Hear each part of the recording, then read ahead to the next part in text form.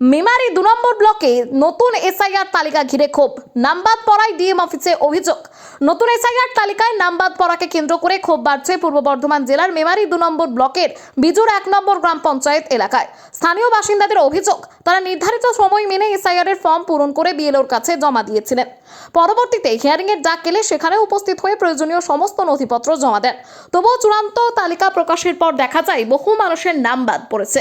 এলাকাবাসীর দাবি, তারা আদিবাসী সম্প্রদায়ের মানুষ এবং আদিকাল থেকে এই এলাকাতেই বসবাস করছেন, তাই তাদের নাম কেন তালিকা থেকে বাদ যাবে তা নিয়ে প্রশ্ন তুলেছেন তারা। জানা গেছে ওই এলাকার পার্ট নম্বর 217 এর মোট প্রায় 800 ভোটার রয়েছেন। তার মধ্যে 39 জনের বিষয় এখনও বিচারাধীন রয়েছে এবং 17 জনের নাম ইতিমধ্যেই তালিকা থেকে ডিলিট হয়ে গেছে বলে অভিযোগ।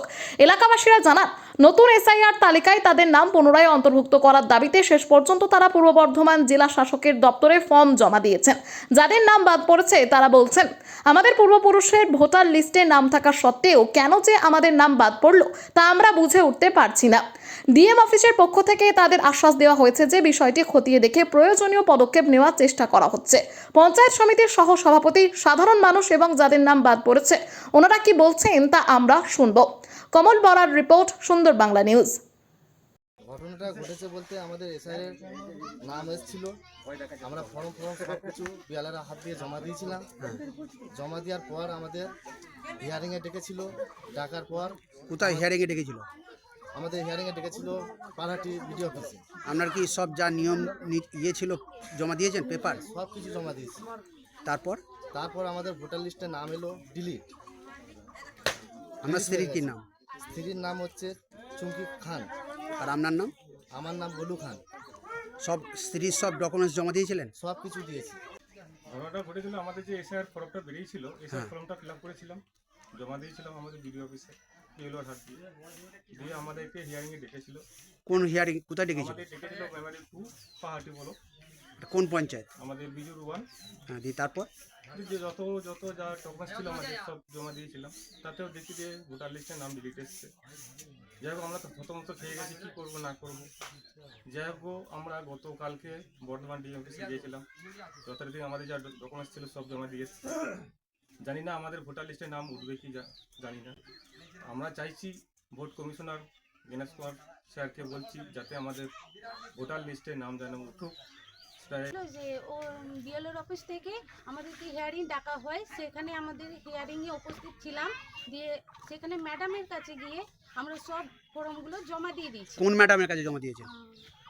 বিডিও অফিসে। কোন বিডিও অফিস, নাম কি জানেন? পাহাড়াটি। হ্যাঁ, দিয়ে তারপর সেখানে ম্যাডাম আমাদের কাগজপত্র সব দেখেন, তারপর জমা নিয়ে নেন। দিয়ে সেখান থেকে আমাদেরকে তারপর আপনাদের নাম ডিলিট হয়ে গেছে? হ্যাঁ, ডিলিট হয়ে যায়। তারপরে আমাদেরকে আবার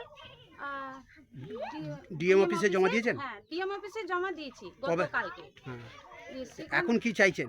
এখন চাইছি যে আমাদের নামটা যেন ওঠে।